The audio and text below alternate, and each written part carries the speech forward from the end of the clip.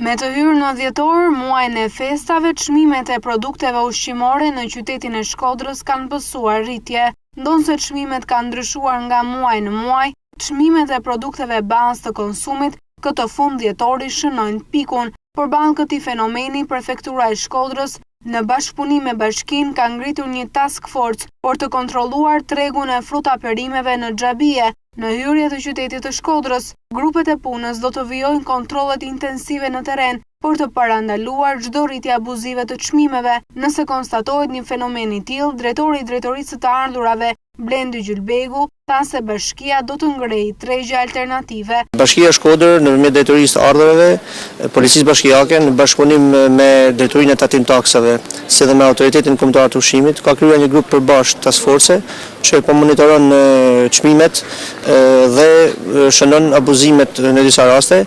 Deri tani nuk kemi vënë një rritje abuzive të çmimeve.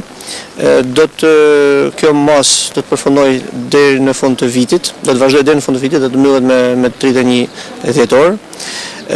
Bashkia Shkodër fatmirësisht ka dhe tregun e fruta perimeve me shumicë në Dobraç, ku është një alternativë mirë për të krijuar tregje të vogla me çmime të ulta në rast se vjen re abuzime të theksuara. Çdo fund viti konsumatorët shkodranë janë përballur me rritje të çmimeve, duke bërë që blerjet në shportën e tyre të jenë për pasojë më të pakta. Plani i punës së task forces parashikon përveç çmimeve, kontrolle dhe për sigurinë ushqimore dhe kushtet higjieno-sanitare.